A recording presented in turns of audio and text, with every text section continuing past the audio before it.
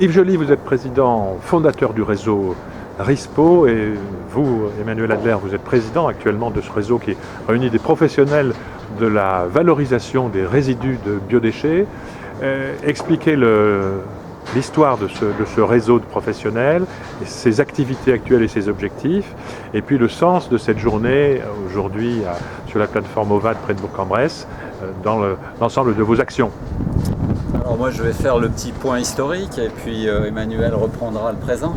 Alors sur l'historique, c'est un réseau informel qui s'est constitué en 1997 sous l'impulsion de l'ADEME, de la région et qui d'autre qui avait c'est l'ADEME et la région. L'ADEME et la région. Et voilà. Les professionnels. Et donc c'était un groupe de travail sur le compostage, pour résumer, à l'échelle d'un territoire qui est la région Rhône-Alpes. L'idée était de développer un réseau d'intervenants, de professionnels et de spécialistes sur le sujet. De l'ordre de 25 plateformes représentant 350 000 tonnes de déchets verts et déchets organiques qui font l'objet d'un recyclage et sous forme de compost principalement et retour principalement en agriculture locale. Voilà. Donc, Ensuite et aujourd'hui. Il y a un relais. L'association, donc, à l'origine, c'est des exploitants de compostage, de plateformes de compostage de déchets verts. Voilà. Et l'association a évolué en fonction des pratiques des professionnels et a intégré le compost de boues d'épuration.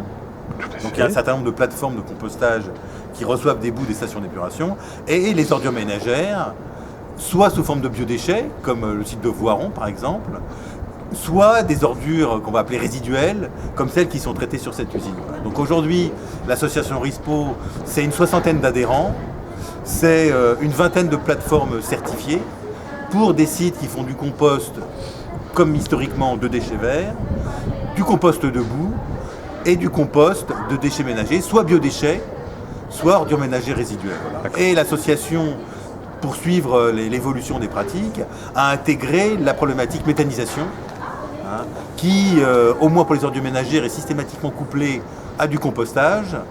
C'est pas le cas dans le domaine agricole ou sur les boues, mais en tout cas, voilà, les problématiques sont les mêmes. Donc, c'est pour ça qu'on a fait cette journée du 28 mars sur cette usine. Donc, on la visite. L'usine produit du compost, fait du biogaz à partir de la matière organique. La précédente visite, c'était l'usine Amétis à Montpellier. Un procédé un peu différent, mais sur la même philosophie. La prochaine journée sera à Grenoble sur l'injection du biométhane produite à partir des boues d'épuration. Donc l'association, sa spécificité, c'est de s'intéresser à tous les résidus organiques, sans exclusive, qu'ils soient biodéchets ou pas, voilà, parce que la définition du biodéchet est assez restrictive. Dans les biodéchets, il n'y a pas les boues d'épuration, et il n'y a pas les choses en mélange. Voilà. Et à toutes les techniques qui peuvent s'appliquer, que ce soit le compostage, qui est la technique, j'allais dire, la plus traditionnelle, éprouvée, la plus traditionnelle, et maintenant la méthanisation qui vient en complément, soit avant, soit après, soit en général avant plutôt, et qui tire un peu le métier vers le haut, puisqu'il y a l'aspect énergie qui rend le sujet encore plus compliqué. Donc l'association, son but, c'est d'être un carrefour d'échange de professionnels d'horizons divers et variés. À l'origine, comme le président d'honneur Yves Joly, des exploitants de sites, mais maintenant des bureaux d'études, des collectivités qui peuvent déléguer sans exploiter elles-mêmes, des fabricants de matériel, et tout ça se réunit sur des laboratoires. Gestionnaires de réseaux, d'injection éventuellement. Et nos adhérents participent à des journées ouvertes comme ici, où des non-adhérents peuvent venir, et puis il y a des journées spécifiques pour les adhérents, où là on aborde plus naturellement, c'est-à-dire plus en confiance, les problèmes liés à l'exploitation, au choix des équipements, à l'évolution de la réglementation. Donc tout ça n'a pas été un long fleuve tranquille, il a fallu des innovations et aussi des évolutions réglementaires. Aujourd'hui, on peut estimer qu'on en est où et que les perspectives sont lesquelles en matière de valorisation des résidus organiques ? En termes de montée en charge et de perspectives de croissance économique et en termes de valorisation. Si le sujet est très à la mode, on va parler de biogaz, il y a un autre sujet qui est la biomasse. Voilà, donc la biomasse, c'est comment on peut extraire du ligneux avec pas d'eau ou très peu sur ces sites. Hein, et là, Yves, il peut en parler parce que c'est un domaine. Oui, je dirais une voie d'extension sur les sites de compostage, puisqu'on reçoit des branches, des produits bien plus carbonés que les gazons. Et donc c'est un peu l'enjeu actuel, la nouvelle piste de diversification d'activités sur nos plateformes, puisque finalement en hiver on n'a pas grand chose à faire, la nature s'est arrêtée, on ne tombe plus les gazons et les feuilles sont Mais tombées, on a du bois. Mais on a du bois. Et on a des pompes bascules, des chargeuses, du personnel, des machines à faire tourner et des chaufferies, des réseaux de chaufferies qui se mettent en place à à grande échelle, puisqu'on a quand même des réseaux de chaleur sur des grosses agglomérations qui consomment de l'eau chaude et qui ont besoin d'un combustible bon marché, puisque finalement c'est une juste extraction des résidus urbains. Et éventuellement, gazéification de produits ligneux secs. Il y a des recherches là-dessus aussi. Oui, là, on quitte les compétences de l'association. Là, pour le coup, nous, on reste quand même dans le biologique. Pour le moment. Et puis, il y a suffisamment à faire. D'accord, c'est pas pour 2017. Et puis aussi, c'est vrai que quand on parle de gazéification, il y a peut-être une taille et des coûts d'investissement on l'a pas, et qu'on ne souhaite pas avoir. Que vous n'avez pas. L'association, elle regroupe des gens qui sont paysans. Oui. Hein, on avait tout à l'heure un de nos adhérents qui est vice-président de la Chambre d'agriculture de l'Ain. Voilà, l'intérêt, c'est pas non plus d'être dans des installations énormes.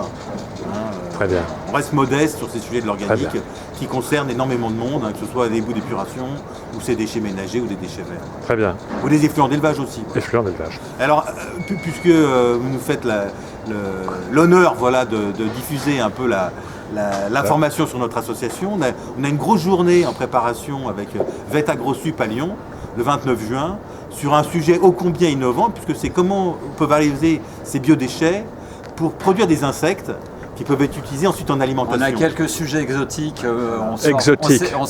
On sait sortir du simple domaine du compost ou de la méthanisation. Tout à fait. Et il y a aussi un sujet sur les plantes invasives. Enfin, on a 2-3 pistes de journées techniques qui devraient attirer Donc c'est un feuilleton.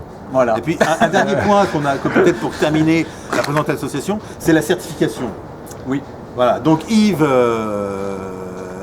exploite plusieurs sites de compostage et bénéficie d'une certification qui est délivrée par l'association à l'issue d'un audit qui est conduit par une auditrice spécialisée qui fait de l'écolabel, qui fait tout un tas de certifications qualité sur des sites de traitement de déchets. Aujourd'hui, c'est une vingtaine de sites. Sur la base d'un référentiel qu'on a travaillé, voilà. Je dirais terrain, pour arriver à quelque chose d'opérationnel. Très bien. Et qui dépasse la région. Et qui dépasse la région, puisqu'on a un de nos gros adhérents qui s'appelle Sautreco, qui fait du compost de boue à Château-Renard. Voilà, très bien. Dans les Bouches-du-Rhône. D'accord, très bien. Je vous remercie pour ces explications. Merci.